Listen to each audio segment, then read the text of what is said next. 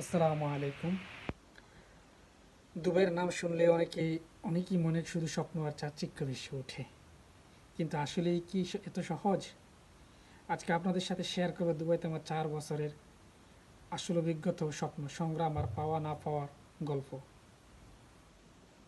প্রথম বছর ছিল আমার এমন একটা বছর ছিল যেখানে প্রথম বছর দুবাইতে গেলাম, সব কিছু ছিল একেবারে নতুন আমার জন্য। চাকরি খোঁজা, ভিন্ন পরিবেশে মানিয়ে নেওয়া সত্যি কঠিন ছিল প্রথম বছরে। শিখেছি ধৈর্য ধরতে। ধৈর্য কাকে বলে সেটা আমি প্রথম বছরে শিখেছি এই দেশে। ধৈর্য কাকে বলে। দ্বিতীয় বছরটা ছিল অভিজ্ঞতার বছর।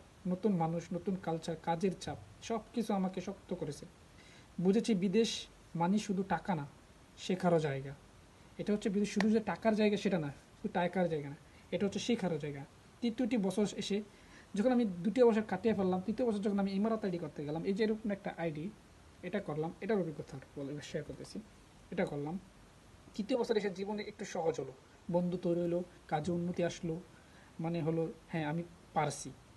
তখন আমার তৃতীয় বছরে এত প্রায় হয় নাই, তৃতীয় বছরে মনে হচ্ছে যে আমি পারছি, এটা আমার অভিজ্ঞতা করা হয়েছে মনে হচ্ছে। চতুর্থ বছর, চতুর্থ বছর এসে বুঝলাম এই বছর আমাকে শুধু টাকায় ধনী করেনি, অভিজ্ঞতা সমৃদ্ধ করেছে। এখানে যা শিখেছি সেটা আমার জীবনে সারা জীবনের সম্পদ। এখানে শুধু টাকা না, আমি টাকা কামিয়েছি, সেটা আমার কাজে লাগিয়েছি।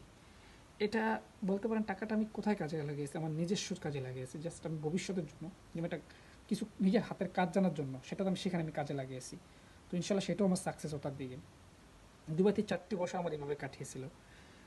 হ্যাঁ, আর সৌন্দর্য কথা হচ্ছে এটা ছিল আমাদের 4 বছরের দুবাই যাত্রা। হয়তো গল্পটা আপনার জীবনের চাইতে মিল খুঁজে পাবেন বা পাবেনও না। যদি ভিডিওটা ভালো লাগে তাহলে একটা লাইক দিন, একটা কমেন্ট লিখুন আপনার স্বপ্নের শহর কোনটা। হ্যাঁ, এটা করতে ভুলবেন না। অবশ্যই অবশ্যই আমার, যদি ফেসবুক থেকে যারা দেখে থাকেন অবশ্যই অবশ্যই আমার পেজটাকে ফলো দিতে ভুল করবেন না। এবং আমার ইউটিউব চ্যানেল থেকে যারা দেখবেন অবশ্যই অবশ্যই আমার চ্যানেলটাকে সাবস্ক্রাইব করতে কেউ ভুল করবেন না। আপনাদের সামনে নতুন নতুন গল্প এবং ভালোবাসা নিয়ে আসবো আমি ইনশাল্লাহ। দুবাইয়ের কেমন হয় আজকে দেখেন, দুবাই থেকে আমার এই যে তৃতীয় কার্ড, এটা আমার অলরেডি দুটি কার্ড এক্সপায়ার হয়েছে, এটা আমার তৃতীয় কার্ড। আজকে এই কার্ডটা আমি আনলিস্ট করছিলাম, কার্ডটা এই দেখেন, এটা আমার তৃতীয় কার্ড। তো দুবাইতে সবচেয়ে বড় বিষয় হচ্ছে আপনাকে এই কার্ডটা থাকতে হবে, এটা থাকতে হবে। এটা হচ্ছে দুবাইতে আপনাকে বৈধতা প্রমাণ করে যে আপনি দেশে বৈধতা অবস্থায় আছেন।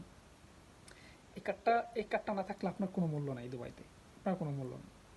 এটা থাকবে, আপনার সব জায়গায় মূল্য আছে। পুলিশ আপনাকে ধরবে, ছেড়ে দেবে, কাউ কিছু আপনাকে বলবে না। আপনার যদি হনেস্ট হন, আপনার যদি বুকে সাহস থাকে, সত্যিকারে মানে পরিশ্রম করে টাকা কামিয়ে থাকেন, তাহলে আপনার বুকে কখনো ভয় থাকবে না। তো ইনশাল্লাহ দুবাইতে আমার এই 4টি বছর অভিজ্ঞতা এমনই ছিল। তো ইনশাল্লাহ সবাই একটু কষ্ট করে, যারা যারা আছেন অবশ্যই অবশ্যই যেখান থেকে দেখবেন, নিত্য নতুন গল্প শোনার জন্য, অবশ্যই অবশ্যই ভালোবাসা পাওয়ার জন্য আমার চ্যানেলটিকে সাবস্ক্রাইব করে রাখবেন। ইনশাল্লাহ আপনাদের মাঝে আমি হাসান সর্বদা সবসময় আছি। সবাই ভালো থাকবেন, সুস্থ থাকবেন। আল্লাহ হাফেজ, আসসালামু আলাইকুম।